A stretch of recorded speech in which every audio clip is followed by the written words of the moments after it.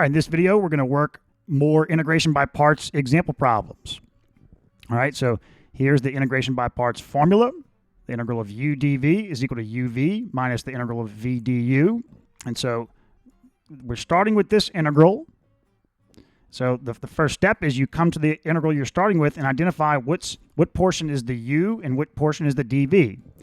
And the rule of thumb is you want to choose it to where, you know, you're going to have to, so we're trying to get u, v, du, and dv. Once we have those four, then we could expand out this formula. So if we're going to start by choosing what's u and what's dv. And so then to get du, we're going to need to differentiate u, and to get v, we're going to need to integrate dv. And so the idea is you want to choose the portions to where you get the portion that you choose as u is going to result in the cleanest, easiest derivative. And the portion you choose as dv is going to result in the cleanest, easiest integral. And when you do that, usually what happens is when you expand it out, you get, the idea is if integration by parts works, the idea is when you put everything together here, you get the result is an integral that's simpler than the original integral. Simpler, it doesn't have to be simpler, but you know, it's solvable. You get an integral that you can solve. You couldn't solve this one, the original integral, or you'd have just solved it. So if integration by parts works, you get an integral that you can solve.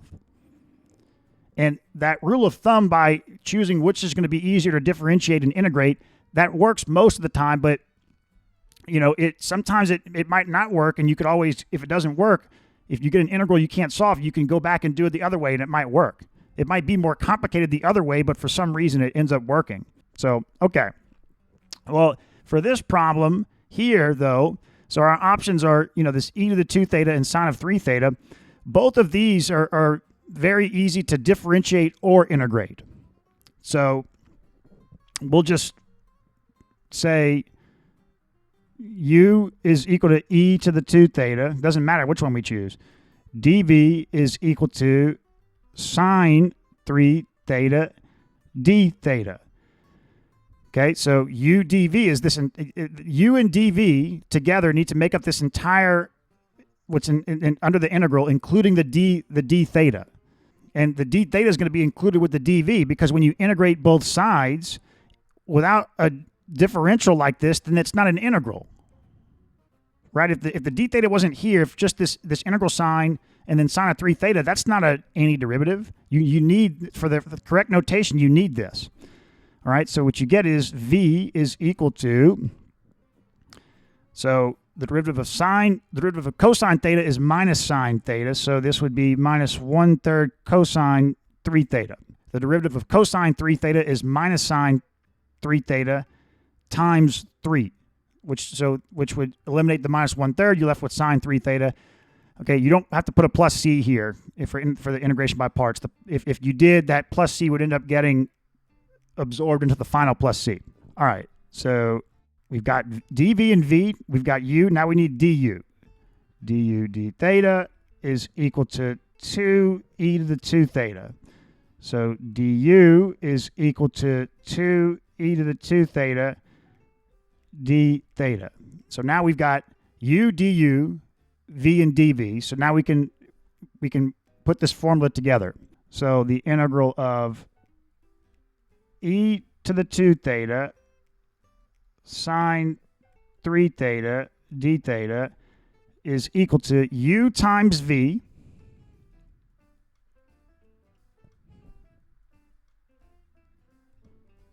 minus the integral of v du. v du. So we can take the minus sign out, and then we'll also take the 2/3 out, and we've got what? E to the 2 theta cosine 3 theta d theta. All right, now, so we don't have a simpler integral than what we started with. And so you might say, well, let's go back and do it the other way. You're going to get the same result. This is one of those problems that it's a special type of integration by parts problem that it comes up with. It's not just, it comes up in different forms, but what we're going to do is we're going to do integration by parts again. So let's do it again. U is equal to e to the 2 theta. Du is equal to 2 e to the 2 theta d theta. dv is equal to cosine 3 theta d theta. So v is equal to 1/3 sine 3 theta. All right, so e to the 2 theta cosine 3 theta d theta is equal to u times v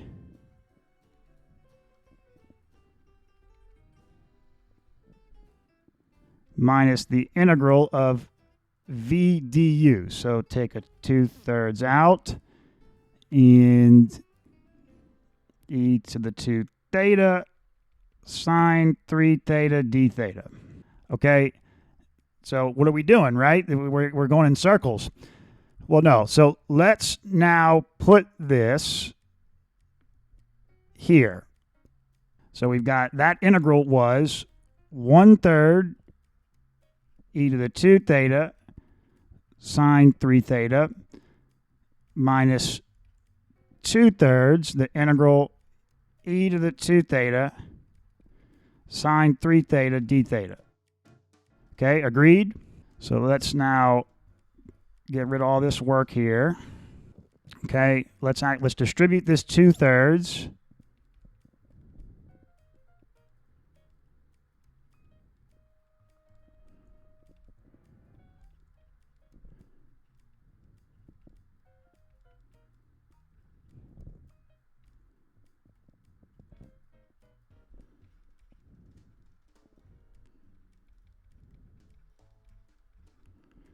Okay, and we've got, let's do this, e to the 2 theta.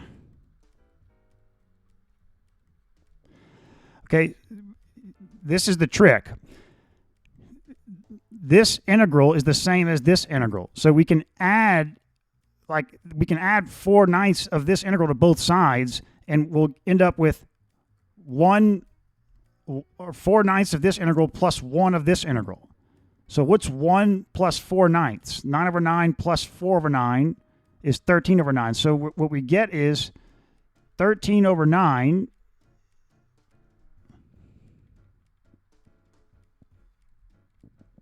is equal to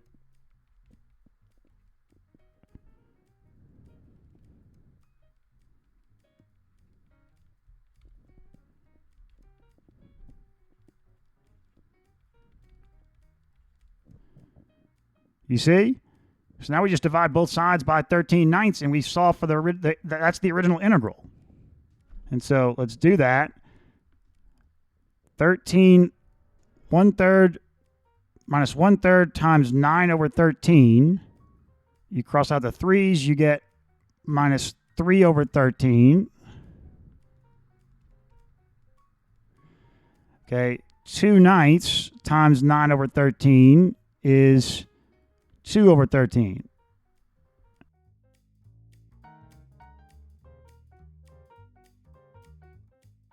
Okay, so let's simplify this. We can take out a 1/13 e to the 2 theta, and then we can bring the positive first here. So we've got 2 sine 3 theta minus 3 cosine 3 theta.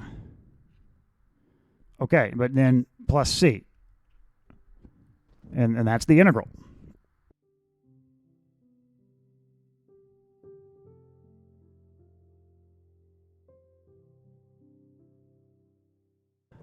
Okay, so e to the z is easy to integrate or differentiate. Z cubed, yeah, it's easy to integrate, but I'd rather differentiate it. So it would be simpler if you differentiated it. So u is equal to z cubed, dv is equal to e to the z dz. So du is equal to 3z squared dz. V is equal to e to the z. All right, so z cubed e to the z dz And remember, even if there's another way that you see you can solve this that's different than integration by parts, it doesn't matter. We're using integration by parts for all of these problems. We're purely practicing this technique. All right, so u times v minus the integral of v du. So bring out a 3 z squared e to the z dz. So yeah, we've gotten simpler, but it looks like we have to do integration by parts again. So so we got u is equal to z squared, du is equal to 2z dz, dv is equal to e to the z dz, v is equal to e to the z. So z squared e to the z dz is equal to u times v minus the integral of v du. We can take out a 2, and we've got z e to the z dz. So, okay, let's do this.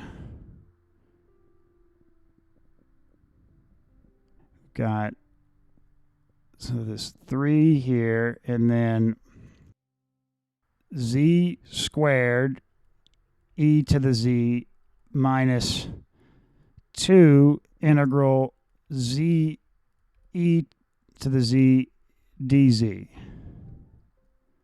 Okay, so let's distribute the 3 here. So this is minus 3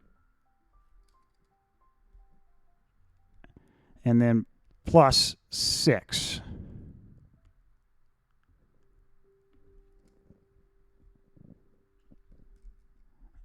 All right.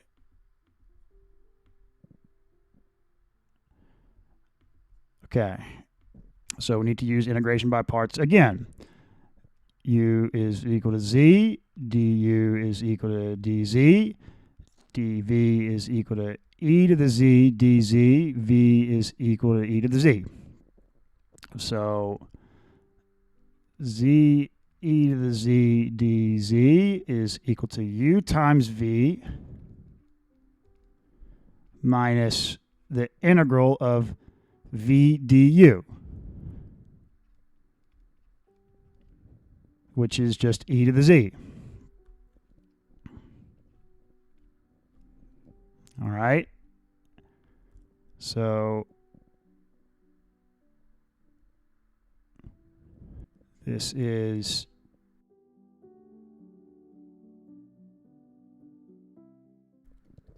all right. So we've got z cubed e to the z minus 3z squared e to the z plus 6z e to the z minus 6 e to the z. So we can factor out an e to the z. We've got z cubed minus 3z squared plus 6z minus 6. And there we go, plus c. All right, last problem. So e to the 2x is easy to integrate or differentiate. So looking at x over 1 plus 2x squared, when you take that derivative, it gets more complicated, right? This becomes to the 4th power because the quotient rule, you're squaring the denominator. So what would the integral, can we get the, if we made dv equal to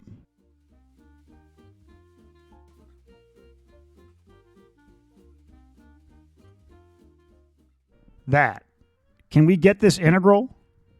It doesn't look like it with the substitution rule. So if u is equal to 1 plus 2x, du is equal to 2 dx. It's kind of complicated. Okay, so no, we can't get that. That looks like it's, if we could use the substitution rule and get a clean integral here, I'd say let's try that. But it looks like that's not going to be necessarily the best way. okay, what if we made dv equal to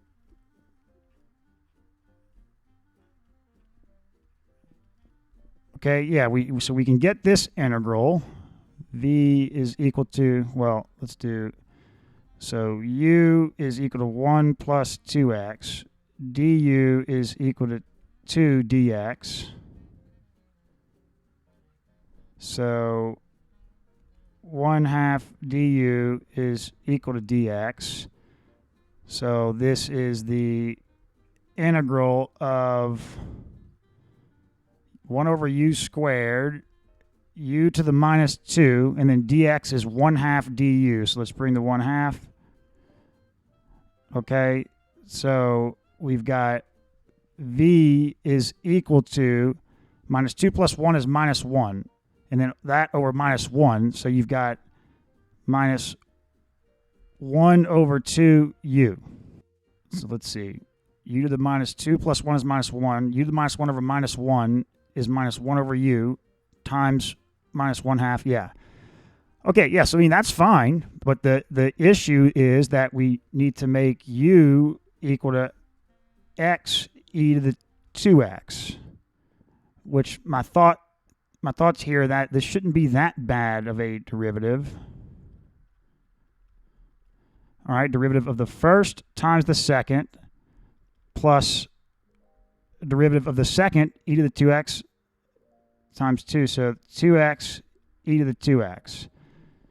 So du is equal to, we'll do, let's say, e to the 2x, 1 plus 2x dx. Okay, so let me make some room here.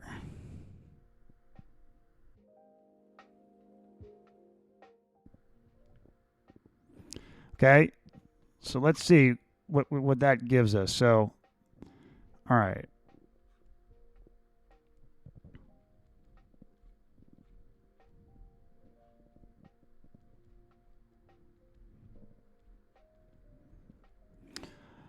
U times v.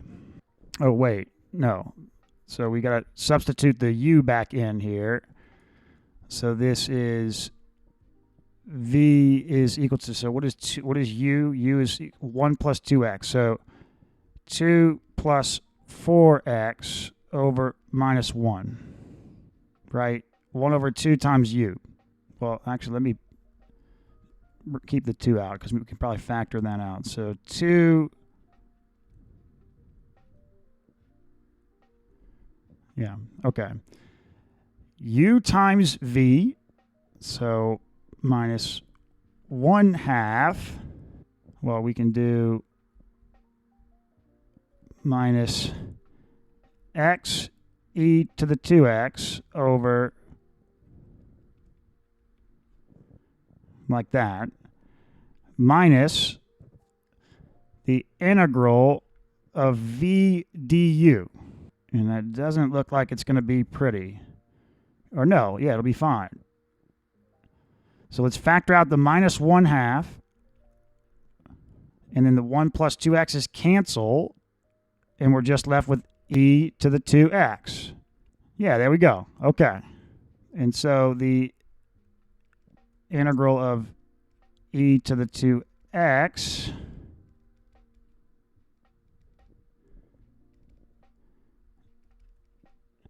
is 1/2 e to the 2x. And so that's 1/4 e to the 2x.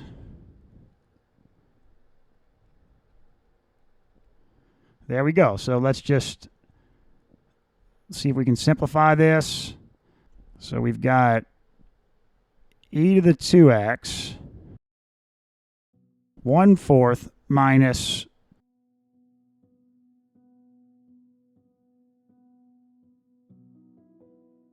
okay, now let's see if we can combine these. So e to the 2x.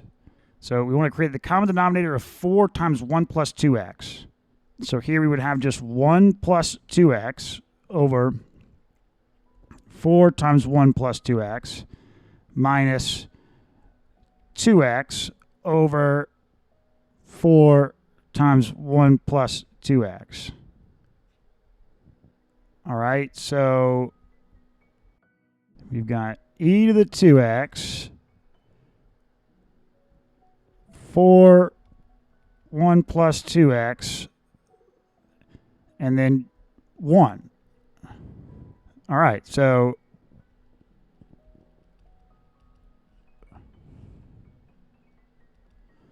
there we go. There's the capital F of x, and now just add the c.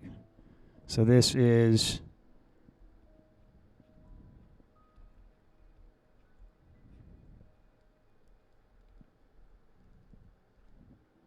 there we go.